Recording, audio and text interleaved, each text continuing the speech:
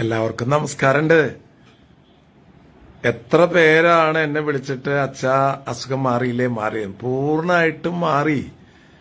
എന്റെ ജീവിതത്തിൽ ഇത്രമാത്രം മനുഷ്യരുടെ പ്രാർത്ഥന കിട്ടാൻ ദൈവം ഒരു അവസരം തന്നു എന്നാണ് ഞാൻ കരുതണേട്ടാ. എനിക്കിപ്പോ യാതൊരു ബുദ്ധിമുട്ടുകളും പിന്നെ ഒരു ക്ഷീണം ഉണ്ടാവും. അതിപ്പോ എന്തായാലും നമ്മുടെ ഒരു CPRന്റെ ഒരു പ്രയാസം അത് കുറെ കഴിഞ്ഞിട്ടോ മാറുള്ളൂ എന്ന് എനിക്ക് തോന്നണേ. അപ്പൊ പ്രിയമുള്ളവരെ, ഞാൻ ഇന്ന് കൊച്ചി വരെ പോയിരുന്നു.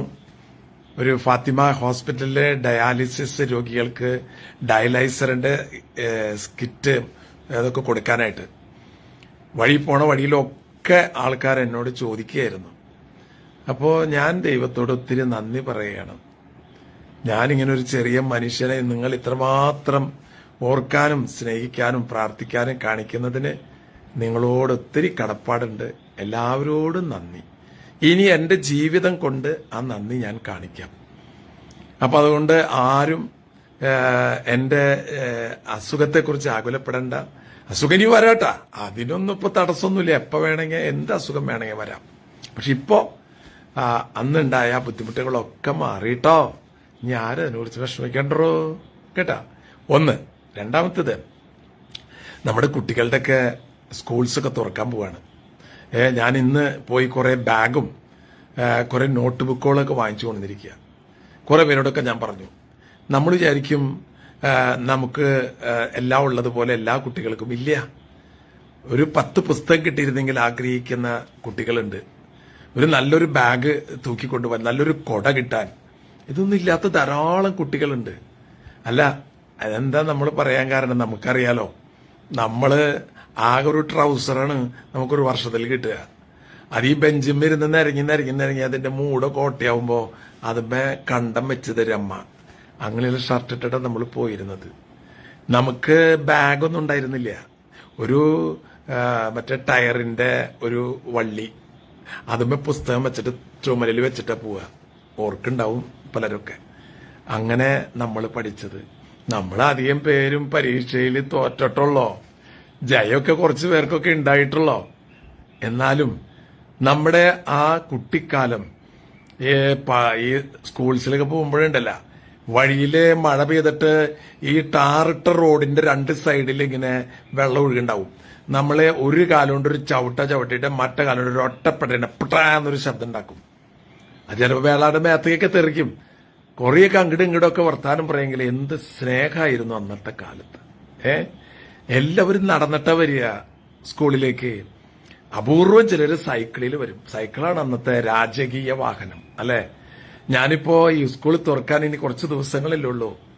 ഞാനതൊക്കെ ഒന്ന് ഓർത്ത് നിങ്ങളോട് പങ്കുവയ്ക്കുകയാണ്. പ്രിയമുള്ളവരെ, അന്ന് നമുക്ക് ഇന്റർവെല്ല് അടിക്കുമ്പോൾ ഒരു ചാട്ടുണ്ട് സ്കൂളിൽ നിന്ന് പുറത്തേക്ക്, ക്ലാസ്സിൽ നിന്ന്. പിന്നെ ആ പഠിക്കലുള്ള ചില മിഠായിയും ഐസ് ഫ്രൂട്ടൊക്കെ വാങ്ങിക്കാനൊരു ഓട്ടം. അന്നൊന്നും അങ്ങോട്ടും ഇങ്ങോട്ടും വലിയ പ്രതികാരങ്ങളോ ശത്രുതകളോ വഴക്കുകളോ ഒന്നുമില്ല. അങ്ങോട്ടും ഇങ്ങോട്ടൊക്കെ വല്ലതൊക്കെ പറയും, പക്ഷെ അതൊന്നും നമ്മൾ മനസ്സിൽ വെക്കില്ല. എത്ര നിഷ്കളങ്കമായിരുന്നു നമ്മുടെ ആ കുട്ടിക്കാലം. ആ കുട്ടിക്കാലം നമ്മൾ ഒരിക്കലും മറക്കരുത്. അന്ന് നമ്മൾ മനഃപൂർവ്വം ആരെയും ദ്രോഹിക്കാറില്ല. തല്ലും വഴക്കൊക്കെ കൂടും. ചിലപ്പോ ഇടക്കാല് വെക്കും നമ്മൾ കളിക്കുമ്പോഴൊക്കെ. അന്ന് നമ്മൾ കളിച്ചിരുന്ന എത്രയോ കളികളായിരുന്നു. പ്രാന്തി കളിക്കും. പ്രാന്തി, ആ കളി ഇപ്പൊ ആര് കളിക്കണു? ഒളിച്ച് കളിക്കും, നമ്മൾ ഞൊണ്ടിക്കളിക്കും, മാസ് കളിക്കും. അങ്ങനെയുള്ള കളികളായിരുന്നു. അന്നൊന്നും ഫുട്ബോളൊന്നും നമുക്ക് കിട്ടിയിട്ടില്ല. നമ്മൾ തുണിപ്പന്ത് കൊണ്ടാണ് അന്ന് കളിച്ചിരുന്നത്. അങ്ങനെ ഒരു കാലം ഉണ്ടായിരുന്നില്ലേ?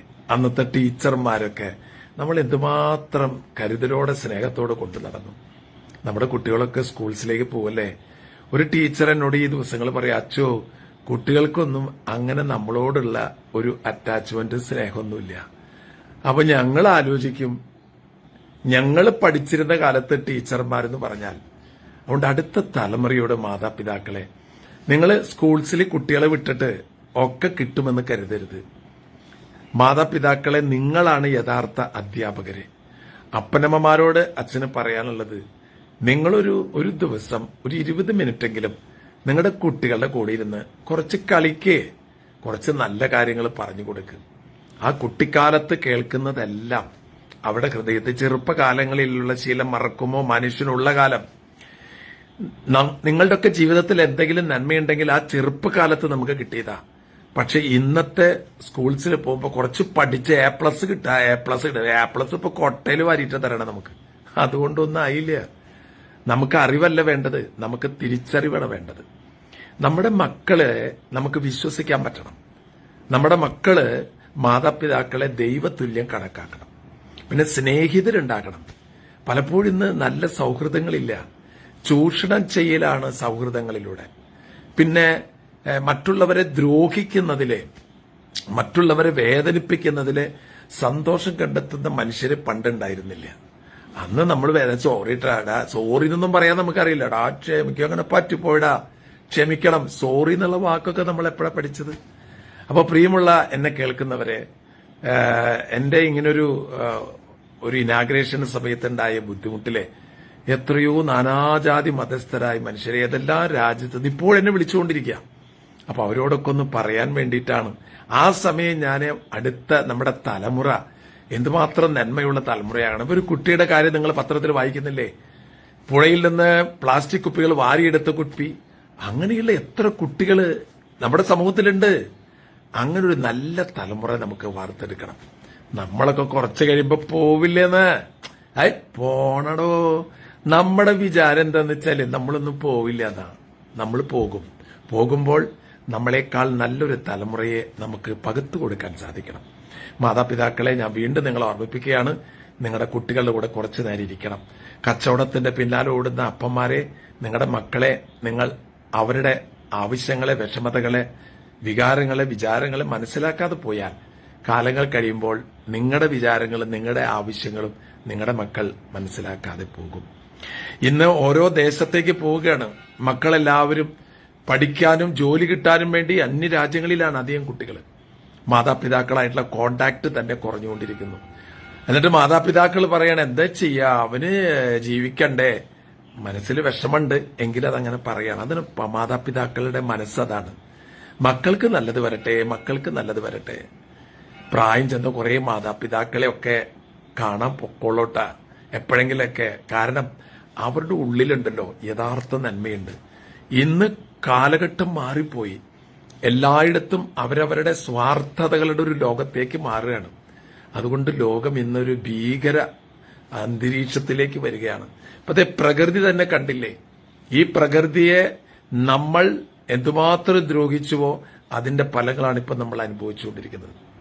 അതുകൊണ്ട് മണ്ണിനെ സ്നേഹിക്കണം, പ്രകൃതിയെ സ്നേഹിക്കണം, പക്ഷികളെ സ്നേഹിക്കണം, മൃഗങ്ങളെ സ്നേഹിക്കണം. ഇവരാരും നമ്മളെ ദ്രോഹിക്കുന്നവരല്ല. ഈ ആനയൊക്കെ നമ്മളെ വന്ന് ചവിട്ടിക്കൂട്ടാൻ കാരണം ആനയ്ക്ക് അവിടെ തിന്നാനൊന്നുമില്ല.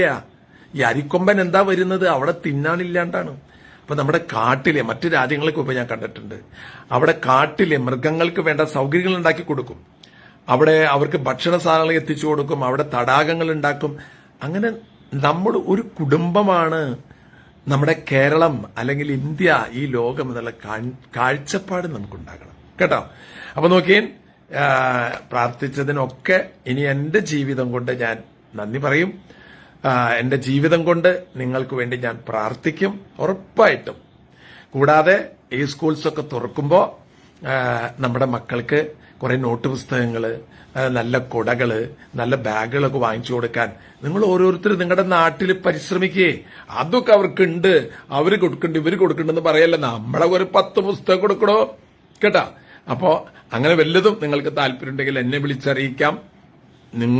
നിങ്ങളുടെ ആ ഒരു പുസ്തകമോ ആ സ്നേഹമോ കരുതലൊക്കെ മറ്റുള്ളവർക്ക് നമുക്ക് കൊടുക്കാം. ഞാനിങ്ങനെ കുറെ പേരൊക്കെ നമുക്ക് അച്ചോ ഞാൻ പുസ്തകം വാങ്ങിച്ചുതരാം, ബാഗ് വാങ്ങിച്ചുതരാം, അങ്ങനെ കുറെ കിട്ടിയിട്ടുണ്ട്. അതൊക്കെ ഞാൻ ചുറ്റുപാടുമുള്ള എല്ലാവർക്കും നമ്മൾ കൊടുക്കുകയാണ്. നമ്മൾ കോവിഡ് വന്ന കാലത്ത് കുട്ടികൾ ഓൺലൈനിൽ പഠിക്കേണ്ട വന്നപ്പോൾ TV ഇല്ലാന്ന് പറഞ്ഞപ്പോ എന്തോരം പേരാ അതിനെ പ്രോത്സാഹിപ്പിച്ചത്. എത്ര TV നമ്മൾ കൊടുക്കാൻ പറ്റിയത്. അതുകൊണ്ട് നമ്മൾ നമ്മുടെ വീട്ടിലെ ദം ബിരിയാണിയും നമ്മുടെ ബിരിയാണിയും നമ്മുടെ ചിക്കൻ കറിയും വെച്ചിരിക്കാതെ അവരെന്റെ ജീവിതത്തിലെ വേദനകളും ദുഃഖങ്ങളും അവരുടെ വിഷമതകളൊക്കെ കണ്ട് പരസ്പരം സഹായിക്കുക. ഇതായിടുന്നതോടുകൂടെ എല്ലാവരും എന്നെ വിളിച്ചിട്ട് അച്ചോ എനിക്ക് അതില്ല ഇതില്ല എന്ന് പറയുന്നതാണ് എന്റെ അവസ്ഥ. ഞാൻ എന്ത് ചെയ്യും? അതുകൊണ്ട് നിങ്ങൾ ഓരോരുത്തരും ദൈവത്തിന്റെ സ്വന്തം നാട്ടിലെ മലയാളികളല്ലടോ, മലയാളിക്കൊരു നന്മയുടെ ഒരു പരിമളമുണ്ട്. അതൊക്കെ മറ്റുള്ളവർക്ക് നമ്മുടെ ജീവിതം കൊണ്ട് പകർന്നു കൊടുക്കാൻ സാധിക്കട്ടെ. ഒരിക്കൽ കൂടി എല്ലാവർക്കും സ്നേഹവും നന്ദിയുണ്ട്, പ്രാർത്ഥനയുണ്ട്. പോസിറ്റീവായിട്ടുള്ള കാര്യമല്ലാതെ എന്റെ നാവിൽ നിന്ന് ഒന്നും നിങ്ങൾ കേൾക്കില്ല. ഈ ലോകത്ത് എന്തെല്ലാം സംഭവിച്ചാലും അതിനെല്ലാം നന്മയുടെ ഒരു വശമുണ്ടാകും എന്ന് വിശ്വസിക്കുന്ന ഒരാളാണ് ഞാൻ. അപ്പൊ താങ്ക് യു വെരി മച്ച്. അപ്പോ നല്ല ദിവസങ്ങൾ മക്കൾക്ക് നമുക്ക് നേരാം.